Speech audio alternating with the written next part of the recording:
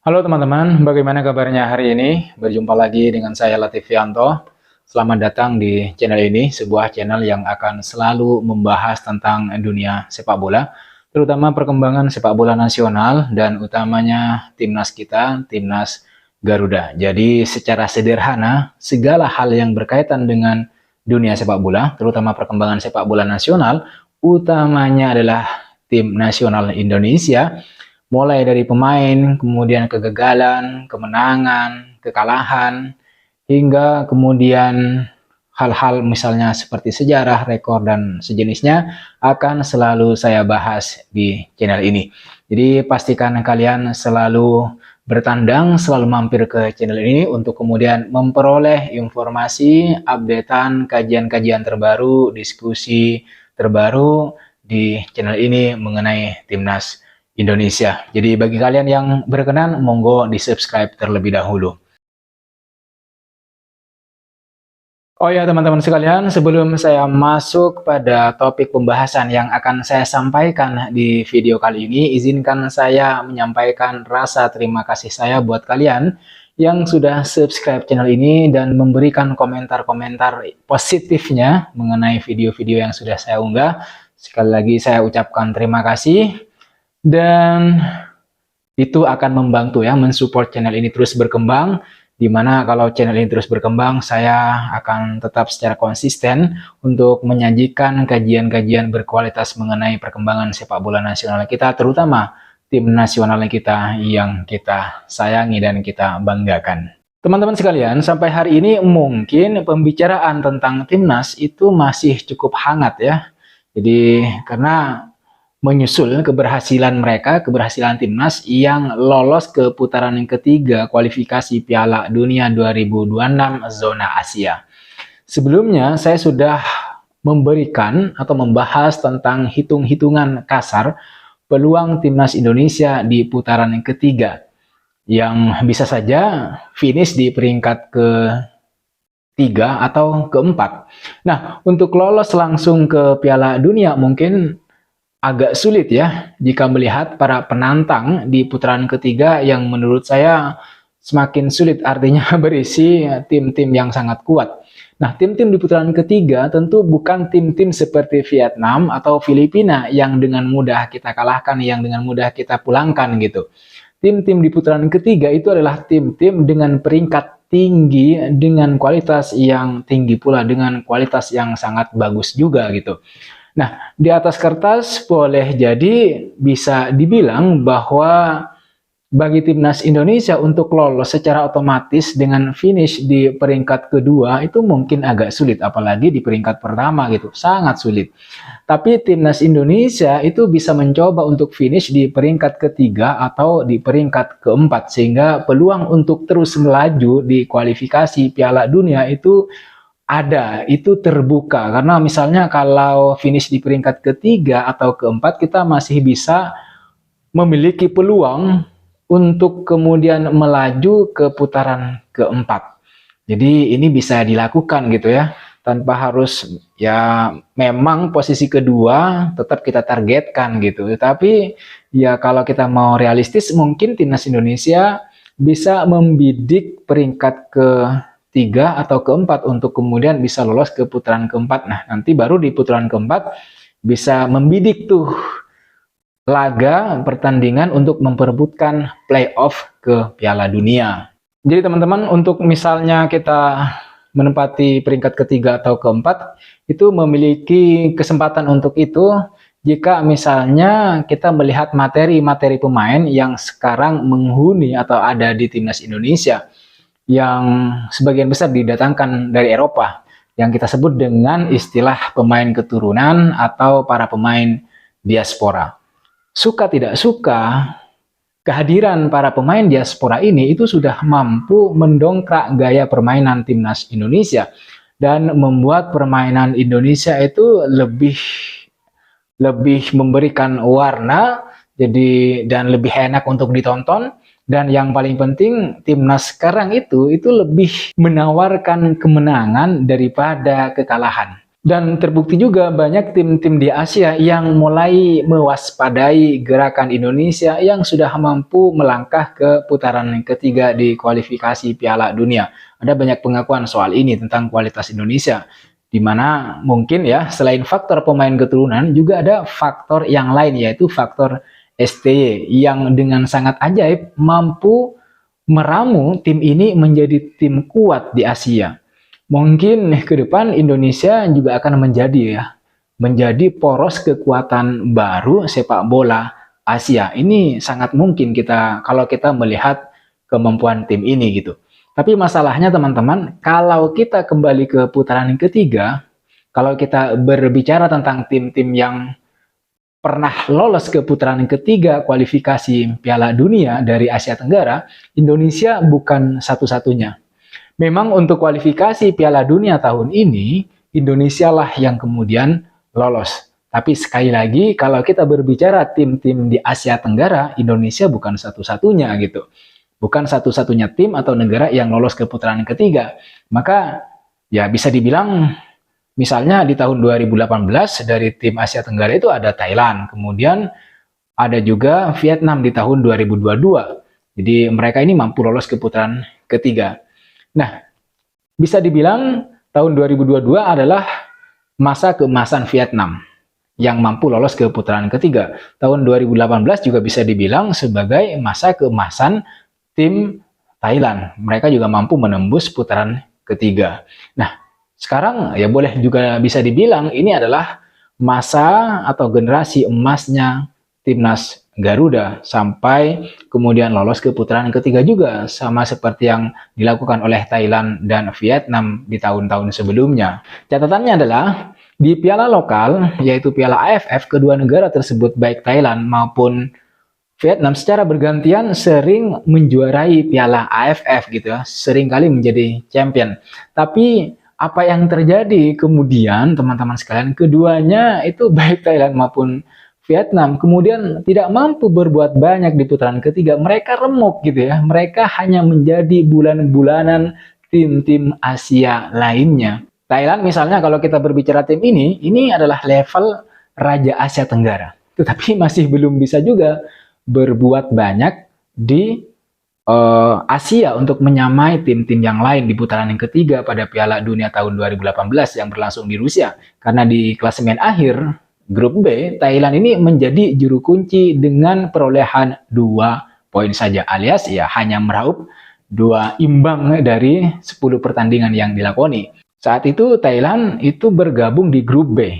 Jadi dipertemukan dengan Jepang, lalu kemudian ada Arab Saudi, Australia, kemudian Uni Emirat Arab dan Irak. Tetapi itulah yang terjadi teman-teman sekalian, Thailand tidak bisa menempati posisi yang diinginkan dan malah menjadi juru kunci. Yang kedua, negara Asia Tenggara yang lolos ke putaran yang ketiga kualifikasi Piala Dunia adalah Vietnam. Ini untuk Piala Dunia tahun 2022 yang berlangsung di Qatar.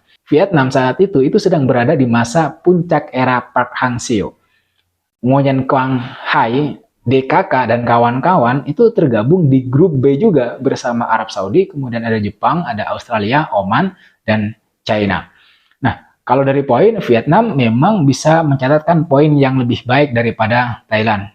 Jadi Vietnam ini mendapatkan 4 poin berkat raihan 1 menang dan kemudian imbang. Tetapi ya tetap finish sebagai juru kunci. Satu-satunya kemenangan yang diperoleh Vietnam itu saat mereka bertemu atau mampu mengalahkan Cina dengan skor 3-1. Tetapi tetap hasil akhirnya bisa disimpulkan bahwa kedua negara tersebut, baik Thailand maupun kemudian Vietnam, itu pada akhirnya ya sama-sama hanya menjadi tim juru kunci. Sama-sama menjadi bulan-bulanan tim Asia yang lain.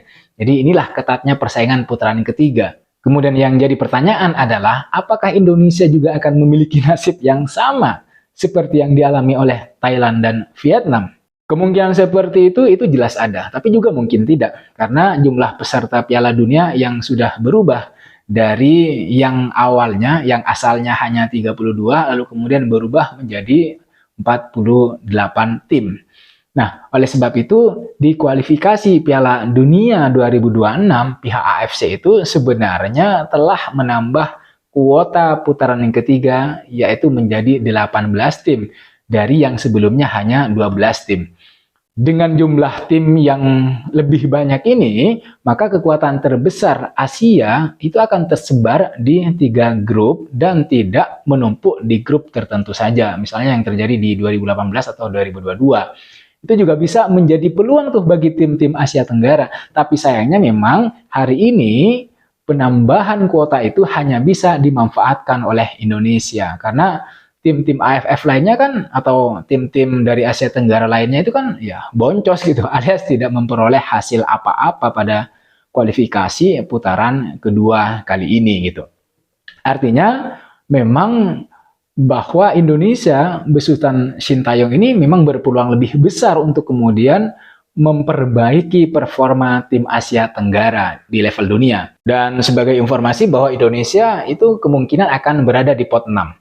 Dan peluang menang itu relatif terbuka saat bermain di kandang melawan tim pot 4 dan pot 5. Keuntungan yang lain yang membuat kemungkinan timnas Indonesia bisa memperoleh poin lebih baik dari tim-tim pendahulunya di Asia Tenggara, dari Thailand dan Vietnam, itu adalah program pemain keturunan yang dilakukan oleh PSSI untuk kemudian mengupgrade kualitas permainan timnas Garuda.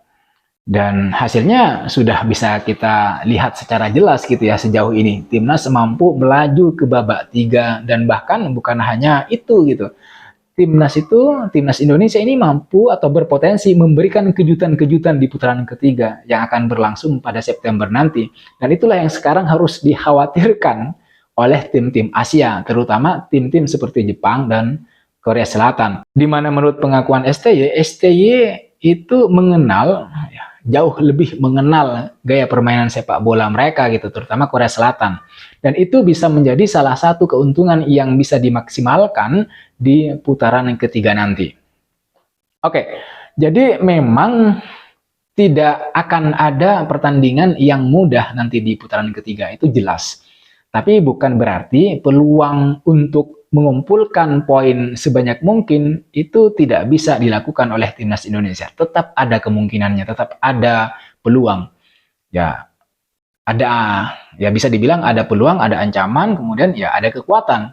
Yang terpenting bagaimana kita memaksimalkan kekuatan yang ada, yang dimiliki oleh timnas Indonesia untuk minimal finish di peringkat ketiga atau peringkat keempat.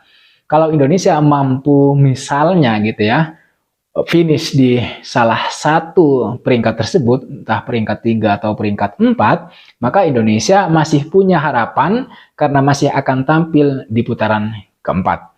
Bahkan jika mampu tampil hingga putaran keempat, maka Indonesia juga masih punya peluang untuk memperebutkan babak playoff gitu ya.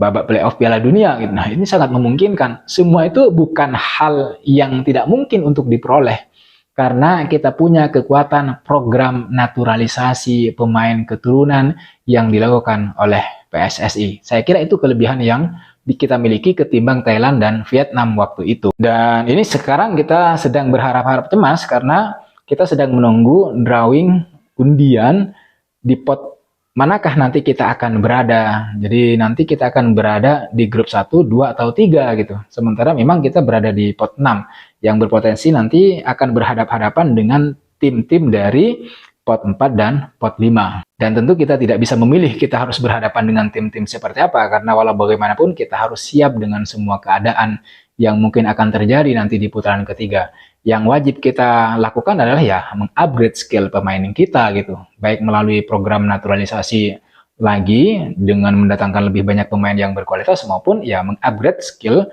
pemain-pemain yang sudah ada. Artinya sambil lalu menunggu undian yang akan dilakukan pada tanggal 27 dan putaran ketiga yang akan dimulai bulan September, PSSI saya kira harus terus menggenjot kemampuan para pemain timnas ini agar nanti siap berlaga di putaran ketiga gitu. Nah, untuk mengupgrade skill ini saya kira PSSI dan STY juga harus menitik beratkan pada lini depan timnas yang menurut saya sampai saat ini masih tumpul. Bahkan bukan hanya lini depan, lini tengah dan lini-lini yang lain juga harus di-upgrade agar apa yang dicita-citakan oleh PSSI dan masyarakat Indonesia itu ya untuk lolos ke Piala Dunia itu nanti bisa tercapai, bisa kita rasakan. Nah, kesempatan dan peluang ini itu terus ada untuk timnas Indonesia yang kini tinggal menunggu drawing pembagian kita nanti akan berada di grup mana gitu ya, seperti yang sudah saya sampaikan tadi, di mana drawingnya akan dilakukan pada tanggal 27 Juni di Kuala Lumpur, Malaysia. Jadi teman-teman, saya kira itu saja yang dapat kita bahas pada video kali ini. Artinya, bagaimana sih nasib Indonesia nanti di putaran ketiga? Apakah nanti nasibnya sama seperti yang dialami oleh Thailand dan kemudian Vietnam? Mungkin iya, mungkin tidak. Mungkin tidak itu artinya bahwa Indonesia punya peluang untuk meningkatkan nasibnya, artinya biar tidak menjadi bulan-bulanan. Ya dengan cara apa? Saya kira PSSI dan STI juga harus menggenjot program naturalisasi pemain keturunan, pemain diaspora, pemain-pemain yang memiliki darah Indonesia di tubuhnya untuk kemudian menjadi pemain Indonesia yang nanti dikhususkan untuk berlaga di putaran ketiga. Terutama bagian mana yang perlu digenjot, di-upgrade skillnya, yang harus dilakukan program naturalisasi lebih kuat lagi, yaitu menurut saya adalah di lini depan. Karena menurut saya lini depan kita itu sangat tumpul. Lalu kemudian lini-lini yang lain juga gitu, lini-lini yang lain terutama misalnya lini tengah. Dengan demikian secara umum untuk kemudian bisa berbuat dan melakukan lebih banyak hal agar nanti misalnya minimal finish di peringkat 3 dan peringkat 4 ya, mau tidak mau, suka tidak suka, harus ini wajib hukumnya untuk kemudian bagi ST dan timnas Indonesia untuk mengupgrade skill, kemampuan mental agar nanti di putaran ketiga kita nasibnya tidak sama atau kita memiliki nasib yang lebih baik daripada pendahulu-pendahulu kita sebelumnya seperti Thailand dan Vietnam yang sudah lebih dulu pernah merasakan putaran ketiga kualifikasi Piala Dunia. Saya kira itu teman-teman sekalian, saya harap ini juga bisa menjadi pecut buat teman-teman sekalian untuk terus mendukung, terus bersemangat untuk kemudian mendukung timnas Garuda kita agar nanti bisa berbuat lebih banyak di putaran yang ketiga. Jangan lupa like, komen, dan subscribe. Saya ucapkan sekali lagi terima kasih buat teman-teman yang sudah subscribe dan sudah memberikan komentar-komentar positifnya di channel saya, di video-video yang saya sudah unggah. Dan sekali lagi, bagi kalian yang belum subscribe, atau bagi kalian yang baru bertandang, yang baru mampir ke channel ini, jangan lupa untuk subscribe untuk membantu channel ini terus berkembang. Saya kira itu yang bisa saya bahas, yang bisa kita diskusikan pada video kali ini. Sampai jumpa di video berikutnya.